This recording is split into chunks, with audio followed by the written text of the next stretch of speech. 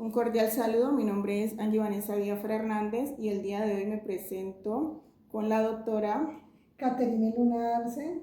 Me encuentro realizando la entrevista semiestructurada en representación del grupo colaborativo 174. Para esta entrevista el objetivo general es conocer las experiencias y desafíos prácticos en el ejercicio profesional dentro de la institución, enfocándose en los procesos relacionados tanto con víctimas como con agresores o responsables. Primero que todo, deseo conocer el consentimiento de la doctora para realizar la grabación. Claro que sí, con mucho gusto. Mi consentimiento está aquí firmado y adelante, lo que les pueda apoyar. Doctora, me regala sus datos generales como nombre, función, institución, tiempo de cargo y fecha en la que se está realizando hoy la entrevista exactamente. Bueno, mi nombre completo es Caterine Luna Arce, yo soy psicóloga general, pero tengo una especialización en trastornos psiquiátricos y tengo una maestría en recursos humanos. Actualmente tengo el cargo y la función aquí en el ICBF de psicóloga o profesional universitario. Aquí se llama profesional universitario, pero la mayoría somos psicólogos o trabajadores sociales. En mi caso, pues yo soy psicóloga. El tiempo en el cargo aquí en el ICBF llevo 2 años, pero como psicóloga ejerciendo llevo 22 años ejerciendo. Y la fecha de la entrevista del día de hoy es 30/03 del 2026. Dentro de su experiencia, ¿usted se ha destacado como psicóloga jurídica aquí en el ICBF? Dentro de mi experiencia me he destacado como psicóloga jurídica en el ICBF estos 2 años que llevo, pero anteriormente en el INPETRA trabajé 13 años también en la parte jurídica. Muchas gracias, doctora. De acuerdo con las experiencias profesionales suyas, quiero formularle 4 preguntas y entre ellas está que me mencione el título universitario de mayor nivel que posee relacionándolo con el campo de estudio. El mayor título es la maestría en Dirección y Gestión de Recursos Humanos. Seguido de eso va pues una especialización en trastornos psiquiátricos, porque yo estoy más enfocada en la parte clínica y en la parte como jurídica. Y el que tengo pues como psicóloga, que fue el general con que sale cualquier psicólogo. Como segunda pregunta, ¿podría describirnos brevemente cuáles son sus funciones dentro de la institución aquí en el ICBF? Bueno, aquí en el ICF uno entra como profesional universitario, el grado 9, hay muchos grados, pero yo soy grado 9. El perfil es psicóloga. Una psicóloga dentro del ICF puede desenvolverse en varios roles. Uno de los roles que me ha tocado aquí hacer es la asistencia a las madres sustitutas, que es todo lo que tiene que ver con las madres sustitutas, que cumplan bien sus funciones, que hagan bien su trabajo, todo lo que tiene que ver con derechos de petición, todo lo que tiene que ver con a la hora de hacer contratos o a la hora de adopciones de estos niños que tienen a madres sustitutas, hacer pues el enganche.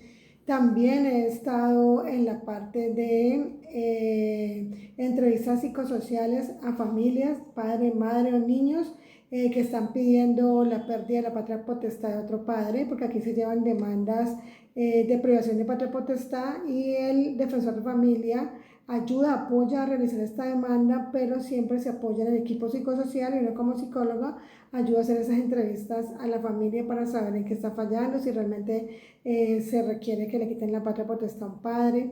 También hago entrevistas psicológicas a los niños o a las niñas que vienen en estado de vulneración para verificar los derechos, se verifican los derechos de esa forma, haciendo entrevistas estructuradas, mirando con ellos en qué estado se encuentran para saber si es necesario de pronto retirárselo a la familia o dejarlos en medio familiar bajo una supervisión de nosotros mismos.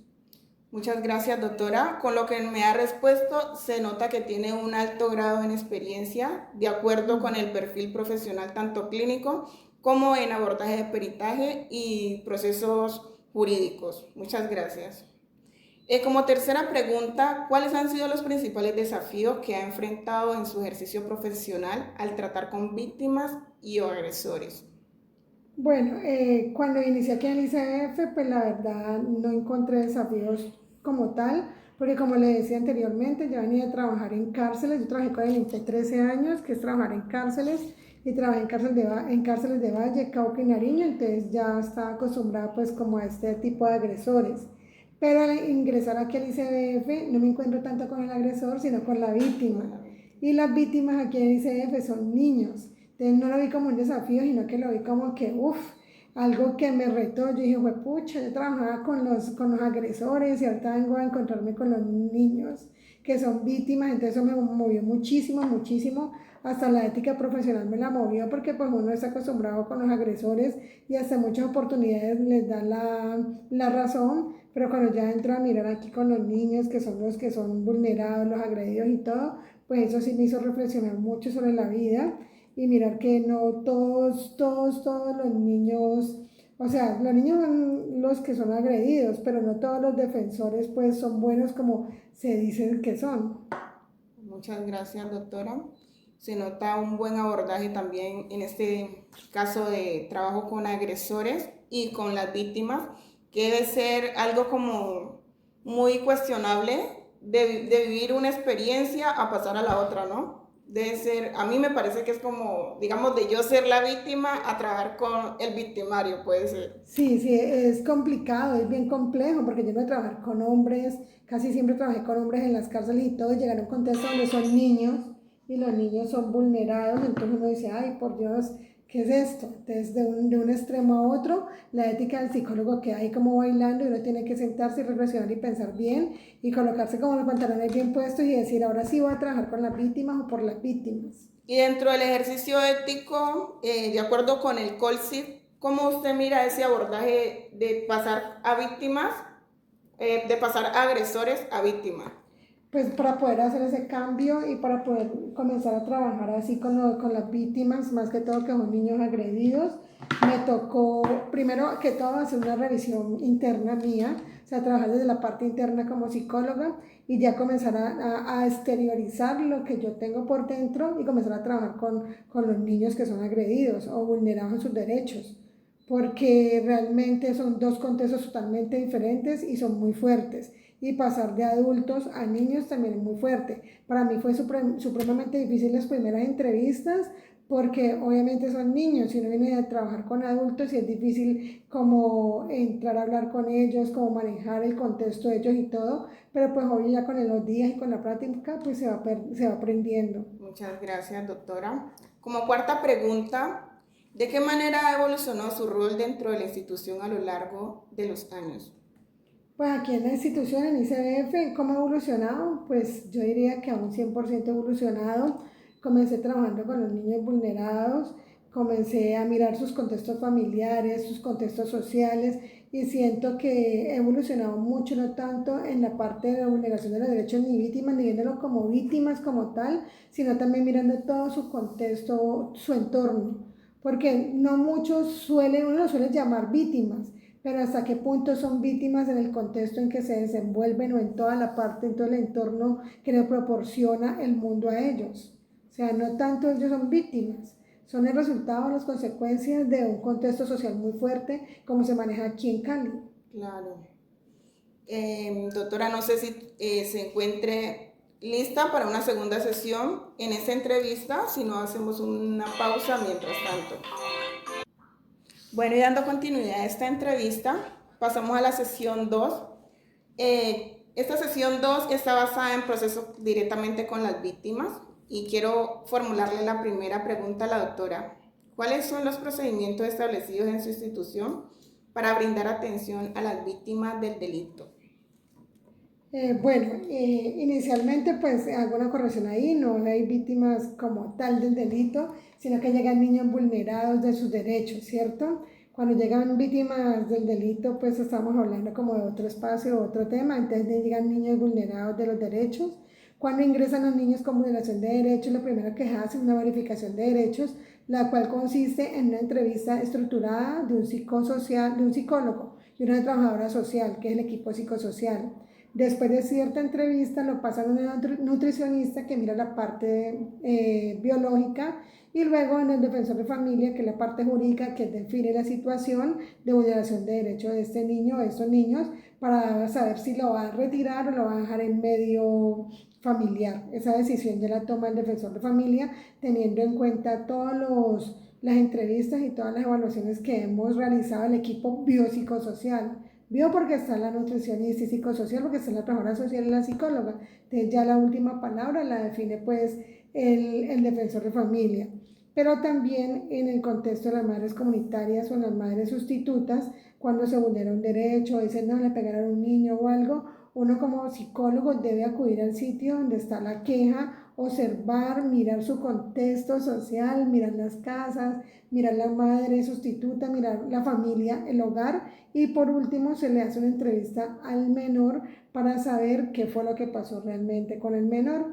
Entonces, más o menos son diferentes contextos que maneja el ICBF, pero siempre es con los mismos profesionales, quienes son los encargados como de mirar si hay vulneración o no de derechos de los niños. Ok, muchas gracias, doctora. Como segunda pregunta, de procesos con víctimas, ¿cuáles considera son los principales obstáculos que encuentra al trabajar con víctimas en términos emocionales, legales o sociales? Pues la familia. Desafortunadamente es la familia cuando se trabaja con los niños vulnerados, la familia, porque uno pregunta, bueno, ¿qué pasó? No, la familia no los lleva a las citas, no los lleva a crecimiento y desarrollo, hay niños con discapacidades o con alguna situación de salud y la mamá es como si el niño no tuviera absolutamente nada. Entonces uno dice, las personas más difíciles para trabajar con los niños vulnerados son las mismas familias. Entonces, entrar uno a trabajar primero con las familias para luego que las familias trabajen con los niños, pues es complicado porque el ICF no le alcanza pues como el tiempo que nos dan, que son como 6 meses para poder definir pues la vida de un niño, por decirlo así. Entonces, sí, la familia sería muy bueno un trabajo familiar, un trabajo ya social, familiar y social, que más psicológico o más jurídico que el que hacemos nosotros. Que esté como articulado con otras Sí, debería ramas estar con otras ramas. Nosotros nos articulamos con otras ramas, pero son salud. Salud, por ejemplo, una fundación Sigma, que es la que nos ayuda con los psicólogos aparte, o con fundaciones que son externados y nos ayudan con la parte de externados y todo, pero sería súper bueno trabajar directamente con las familias de esos niños, a quienes se les retiran los niños, valga la redundancia, o a quienes se les vulneran los derechos por salud o por cualquier otra cosa. Usted dice que debe haber una implementación interdisciplinar donde vaya un proceso jurídico o legal y la parte psicológica y procesos psicosociales. Por ejemplo, nosotros tenemos la parte acá psicosocial, que es la nutricionista, la psicóloga, la trabajadora social, y tenemos la parte jurídica, que es el defensor, pero faltaría la parte social. Ah, la social. Claro, ¿dónde está? Listo, claro. ¿Dónde queda? Que es súper importante porque es el entorno el que se devora al niño. Claro, para que sea como más biopsicosocial. Sí, porque es que el psicosocial que nosotros tenemos es la trabajadora social, que ella mira la familia del niño y todo, pero que fuera de la familia, la parte social del niño, claro, la parte del exterior, con quién se junta el niño, cuál es su grupo de pares, cuál es su entorno, en qué entorno se mueve, porque por más que usted trabaje con un niño desde la parte donde nosotros trabajemos, si lo dejamos en un entorno que no es seguro, que no es saludable el entorno, no hacemos nada. Claro, porque están trabajando solamente la parte biológica y la parte psicológica y jurídica, pero sí, la parte social está quedando por fuera, entonces... El trabajador social sí lo hace, pero es de familia, pero no abarca el entorno. Y el entorno es importantísimo para estos niños. Entonces se debe trabajar desde lo biopsicosocial, para meter el entorno, la familia, más los procesos legales. Ok. Bueno, y como tercera pregunta, ¿qué estrategia implementan para garantizar que las víctimas reciban un acompañamiento integral y afectivo? Siempre que se presenta vulneración de derechos, que se queda el niño ya sea en fundación, en institución o en medio familiar, se hace un seguimiento por 6 meses, entonces ese seguimiento por 6 meses garantiza que el niño ya no se encuentre vulnerado en sus derechos y que tenga una vida entre comillas normal, ¿ya? Pero ahí es donde vuelve y juega la parte social, el entorno social, porque yo saco al niño de estar institucionalizado o estar en una fundación, se lo entrego a la familia. ¿Qué entorno protector social le va a brindar a ese niño? Claro. ¿Ya? O por ejemplo lo dejo al niño en medio familiar, muy chévere en medio familiar, la familia lo va a cobijar y todo, pero el niño fuera de la familia, ¿cuál va a ser su entorno? ¿Ya? Porque yo puedo tener un niño una maravilla, pero si el entorno no le favorece... Sí, porque, por ejemplo, un contexto como lo es la ciudad de Cali, hablando directamente de sectores como el distrito. Sí, claro. Para un niño con problemas, Yo estuve muy complicado. inicialmente en Suroriental, ¿no? Yo duré 2 años en Suroriental, que es el centro zonal pues más duro de aquí de Cali, inicié ahí todo. El centro zonal Suroriental nos demostraba a nosotros, nos llegaban niños súper juiciosos, lindos, divinos, y la familia los tenía que entregar porque el contexto donde se movían había guireo y se los mataban. Así participaran o no en ese guireo, así fueran juiciosos y todo, se entraban en las casas y los querían herir, los querían matar. Entonces sí es importante el entorno y uno le dice a la familia, bueno, ¿y por qué no se iban de ahí? Porque es que no hay economía para irnos de ahí, nos toca que vivir ahí porque no tenemos dónde más vivir. Preferimos entregar a los niños unos meses, unos 3 o 6 meses, mientras se calma lo del guireo y nosotros mirar a ver qué hacemos, ¿ya? Y eran niños que no todos eran malos, porque no todos los niños son malos, sino que los entregaban por seguridad. Claro. Entonces el entorno sí afecta el desarrollo del niño, el desarrollo integral del niño. Entonces eso es que yo me refiero que al ICF le falta como ese pedacito, lo podrá tener en otros programas y todo, en otros programas muy chévere y todo, el atrapasueño, otros programas, pero debería tenerlo en los niños que tienen la verificación de derechos negativa, que les están... cumplimiento de derechos. Eso sí, debería también hacerse con esos niños, no solamente con esos programas adicionales. Claro, doctora. Como cuarta pregunta, en su opinión, ¿cuáles son las principales áreas que se deben mejorar en atención y protección a víctimas dentro de la institución? Pues a mí me parece que está completa la parte psicosocial como tal, porque está la psicóloga y la trabajadora social que trabaja con el niño y con la familia, el jurídico que es el defensor de familia, la nutricionista que se encarga de la parte biológica del niño, pero sí ir un poco más allá de donde hay la parte social, el entorno, donde vives, con quién te relacionas, porque no es lo mismo con quién vive y dónde vive, sino dónde vive y con quién se relaciona. Porque uno no tiene un niño para tenerlo dentro de una caja de cristal, uno tiene un niño para tirarlo al mundo y el mundo está lleno de tiburones. ¿Qué clase de tiburones se relacionan con el niño? Claro, doctora, así es. Bueno, finalizamos la segunda sesión de esta entrevista y no sé si esté capacitada en continuar a la tercera sesión, que esta tercera sesión es basada directamente en procesos con agresores o responsables. ¿Está de acuerdo que sigamos con la tercera sesión? Sí, totalmente de acuerdo. Muchas gracias, doctora. Como primera pregunta, ¿qué protocolos se siguen en su institución para el tratamiento de agresores o responsables? Pues la verdad, dentro del Instituto de Economía y Bienestar Familiar no se trabaja como tal con agresores, no se trabaja con los niños que están vulnerados, con los agresores no, pues cuando hay agresores, pues desafortunadamente o afortunadamente, no sé cómo decirlo, porque como vengo de trabajar con ellos, les toca que colocar la denuncia y chao, se fue para fiscalía y pues ahí ya no nos corresponde nada más a nosotros. A nosotros después de que nos muestren la denuncia, ya nosotros quedamos como, entre comillas, hasta ahí llegamos nosotros, claro. Pero ya el agresor como tal, no trabajamos con los agresores como tal. Ya eso ya es otro proceso más complejo. Sí, sería otro más jurídico. Sí, más jurídico porque eso ya lo coge fiscalía y ya nosotros no tenemos nada que ver ya con ese contexto. Y si es alguien familiar, pues se retira el niño de la familia, mientras se mira a ver qué hace con la persona o el agresor que está dentro de la familia. ¿Y esos casos pasan directamente con un psicólogo jurídico dentro de la fiscalía o pasan directamente con un fiscal? En fiscalía pasan directamente con fiscal y ya fiscalía se encargan de su proceso. Bueno, doctora, muchas gracias. Como segunda pregunta de la tercera sesión sobre procesos con agresores o responsables, en su experiencia, ¿cómo se equilibra el cumplimiento de la ley y la rehabilitación de los agresores? Pues ya eso depende del agresor, ¿no? Si es una agresión que está vulnerando los derechos de los niños, no nos corresponde a nosotros, porque ya como tal, ya no sería con nosotros, como te estaba diciendo.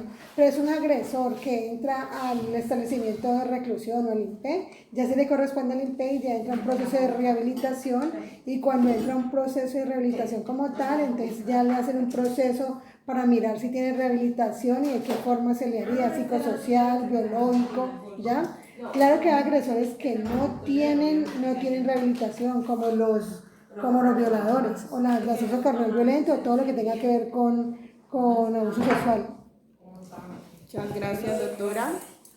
Como tercera pregunta, le quiero preguntar qué desafíos éticos o profesionales ha enfrentado cuando trata con agresores o personas responsables de delitos, de acuerdo con la sección 3 de procesos con agresores o responsables? No, bueno, directamente con los agresores era cuando trabajaba directamente con el INPE, que uno tenía trato con los agresores. ¿Qué desafíos he tenido? Pues cuando son por acceso carnal violento en menor de 14 años. Pues la tesis yo la realicé sobre eso, sobre violador menor de 14 años, acceso carnal violento en menor de 14 años, y uno va a ciertas indagaciones sobre la vida de estas personas, y la vida de estas personas ha sido totalmente dura, que tú como profesional empiezas como a mirar desde el punto clínico y decir, uy, no, ya sé por qué lo hace, más no justificando, pero sí buscándole un por qué la persona es así, por qué lo hizo, por qué el agresor es así, porque no solamente su familia lo daña, sino el contexto social externo, que es lo que yo les decía inicialmente, que si usted no hace un trabajo desde el contexto social externo, tampoco hace nada. Como cuarta y última pregunta de la sesión 3, ¿qué herramientas o estrategias considera más eficaces para trabajar con este grupo dentro de su institución? Con grupo de agresores, dentro de instituciones trabajamos con agresores, entonces no te podría responder esa pregunta en este momento. Bueno, doctora, muchas gracias. Tengo una sesión 4 basada en colaboración interinstitucional y equipo de trabajo. No sé si desee responder estas 4 preguntas más. Descansemos un momentito y ya te respondo. Descansamos. Muchas gracias. Bueno, damos continuidad a esta sesión de preguntas semiestructurada, aquí con la doctora. En nuestra sesión 4 vamos a hablar sobre la colaboración interinstitucional y equipo de trabajo. Primera pregunta: ¿cómo se coordina su institución con otras entidades judiciales o de bienestar social, casas de justicia, etcétera, en los procesos que involucran a víctimas o agresores? Bueno, nosotros estamos articulados, pero no totalmente articulados. En el papel hay articulación y pues se ve muy bonito y todo, pero a la hora de una articulación real como tal es muy difícil. Si el mismo funcionario no tiene como los mismos mecanismos o no tiene pues como amistades o redes sociales entre sí, no pasa nada. Por ejemplo, yo tengo muy buena comunicación con Casa Matria, con la subsecretaria de Género, tengo muy buena comunicación, y cuando se presenta alguna persona, alguna mujer vulnerada en sus derechos, le han pegado o tiene algún tipo de violencia, yo hablo con ella me hace el favor y ahí mismo activan la ruta, la patrulla rosa y toda la ruta como tal. Articulación con las casas de justicia, articulación con los comisarios de familia. Lo hay, pero muy poca, la verdad, muy poca. Hay mucha desinformación en las personas, porque cuando las personas se presentan acá a ICBF, se presentan con violencia, y no saben que ICBF no atiende temas de violencia, sino únicamente vulneración de derechos o de negligencia, dependiendo de la negligencia, y que la comisaría de familia es la que está encargada de la violencia. Entonces hay que primero como entrar a educar a la gente y todo. Entonces la articulación con algunas instituciones realmente no es real. ¿Con la policía, el INPEC, Procuraduría no tiene? Bueno, no, con la Procuraduría poca, con el INPEC no, y con la policía únicamente cuando hay acompañamiento, de lo contrario no más. Ok, muchas gracias. Como segunda pregunta de la sesión 4, ¿qué aspectos considera que se podrían fortalecer en términos de colaboración interinstitucional para mejorar los procesos? Yo considero que esas mesas técnicas deberían de ser más rigurosas, las mesas técnicas, las mesas intermunicipales, cuando se reúnen todos los entes deberían ser más rigurosas y deberían ser obligatorias, donde asistan, sí, por lo menos 2 personas de cada institución, para que propongan cuáles son los desafíos o cuáles son las debilidades o las fortalezas, que en qué puede apoyar cada institución y en qué puede ser apoyada cada institución, pero eso sí ya yo creo que es desde las mesas, diferentes mesas que se realizan. Tercera pregunta: ¿cómo es el trabajo en equipo dentro de su institución cuando se aborda un caso que involucra tanto a víctimas como agresores? Bueno, dentro de mi institución únicamente está la verificación de los derechos de niños, niñas y adolescentes. No se trabaja con agresores, te repito nuevamente, cuando hay agresores se coloca la denuncia y ese proceso ya pues se va por fiscalía. Entonces, pero cuando vamos a trabajar con niños, La articulación interinstitucional sí se da porque pues nos comunicamos con fundaciones como las que nos reciben los niños, nos comunicamos con externados si es el caso, con internados, nos comunicamos con la Fundación CIMA, que es la que nos ayuda con los psicólogos o los trabajadores sociales, depende de lo que necesite el menor, entonces nos articulamos, pero únicamente con el menor. Muchas gracias, doctora. Como cuarta y última pregunta de la sesión 4 sobre colaboración interinstitucional y equipo de trabajo, ¿qué importancia atribuye a la capacitación continua de los funcionarios en temas relacionados con la psicología jurídica y el tratamiento de víctimas y o agresores? Claro, es importantísimo que los cualifiquen y que los capaciten. ¿Por qué? Porque cada día avanza más los temas en ese sentido de agresores y de víctimas, y fuera de eso, penalmente o jurídicamente, hay muchos cambios. Todos los días sale una ley diferente, todos los días pasa algo diferente, entonces sí es buenísima estar actualizado en este campo. Muchas gracias. Hay una sesión 5 sobre reflexiones y recomendaciones que usted nos puede hacer a nosotras como futuras psicólogas jurídicas o en nuestro campo de psicología social comunitaria en el trabajo con víctimas de violencia. Y la primera pregunta es, desde su experiencia, ¿cuáles son los principales desafíos en el campo de la psicología o la psicología jurídica aplicada a su contexto profesional? Desde la psicología jurídica, el contexto social, el primer desafío es el entorno.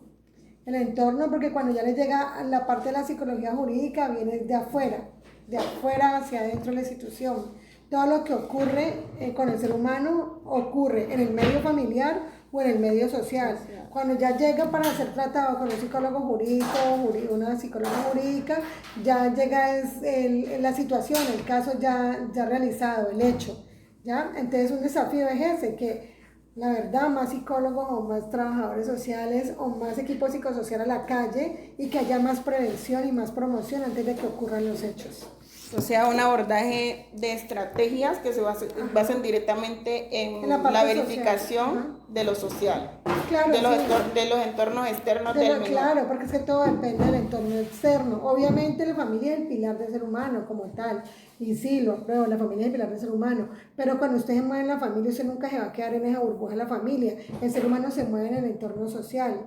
Y si no hay una verificación de un buen entorno social, ¿qué va a pasar con ese grupo familiar? Usted puede tener una red familiar magnífica, pero si tiene el contexto social que no lo ayuda ni lo apoya en nada, entonces ¿de qué estamos hablando? Claro. ¿Ya? Entonces la idea es que haya apoyo familiar y que la persona esté moviendo en un buen contexto. Cuando me refiero a buen contexto, con unas buenas personas como tal, que también la apoyen en lo que la persona quiera realizar, o que lo ayuden como un ser humano, no es más, que lo ayuden como ser humano, para no llegar a esto, a los delitos, o ser víctimas, o ser victimarios, ¿ya? Claro, un contexto que no esté influenciado de manera negativa en el crecimiento y desarrollo del menor. Sí, porque realmente la frase que dice, el ser humano nace bueno y la sociedad lo corrompe, es totalmente cierta, y yo he trabajado en la cárcel y así es, en varias, y así es.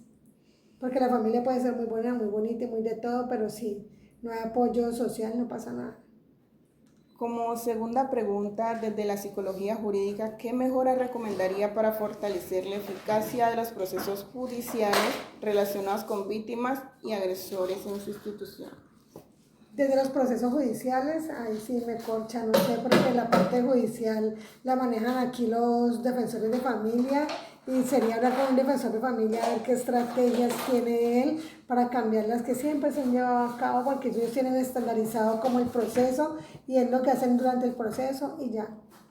Y desde su rol como psicóloga es el apoyo que se le brinda a los niños, y fuera el apoyo a los niños le brinda a las familias en el contexto familiar, pero sería muy bueno que el equipo fuera más allá, fuera la parte social.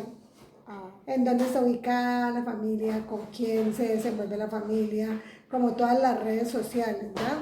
Yo soy partidaria de que si uno trabaja en red, todo sale más fácil, porque valga la redundancia y lo que le voy a decir de pronto no es un ejemplo muy válido, pero para nuestro contexto colombiano, donde es muy influenciado por el narcotráfico, los narcotraficantes trabajan en redes y les da el resultado, porque trabajan en redes y las redes las mueven de tal forma de que entre todos se apoyan. Ahora, yo digo, si todos trabajáramos en red, todo sería más fácil, porque está la red de la familia, la red de lo social, la red de lo biopsicosocial, la red de los amigos, la red de la salud, la red del colegio. Si todos tiramos una red y trabajáramos en red sería totalmente magnífico, O sea porque que la red es toda la parte social. dentro de la estrategia que usted propone está implementar estrategias que abarquen el contexto directo, pero que este no esté influenciado por entes negativos. Sí, por entes negativos, igual es difícil encontrar que no esté influenciado, y esté influenciado tratar de que esos entes negativos tengan un cambio, así sea mínimo, pero que lo tengan y que se pueda trabajar con ellos a futuro. Listo, doctora. Como última pregunta, ¿cómo considera que ha impactado su trabajo en el bienestar y la rehabilitación de las personas con las que ha interactuado? Pues yo pienso que cada que uno interactúa con alguien, le deja la semillita, la verdad. Cada que uno se reúne con alguien, uno no se reúne con alguien, o uno no atiende a alguien, o uno no hace verificación en alguien para que la persona cambie la noche a la mañana, sino que para que se quede pensando, le quede la reflexión de lo que uno habló con ella, y mejor dicho, siembra la semillita. Ya la persona consiste si esa semilla germina o la bota y la pisa. Muchas gracias, doctora. Bueno, Y vale. aquí hemos finalizado con la sesión de preguntas semiestructuradas en esta entrevista, agradeciendo a la funcionaria y profesional en psicología por haber participado en esta entrevista que es de carácter productivo para nuestro proceso de formación como futuras psicólogas en nuestro grupo colaborativo, que está conformado por 5 compañeras del grupo 174, resaltando que cada respuesta que ha dado la funcionaria ha sido de manera productiva para nuestro crecimiento y desarrollo profesional. Muchas gracias.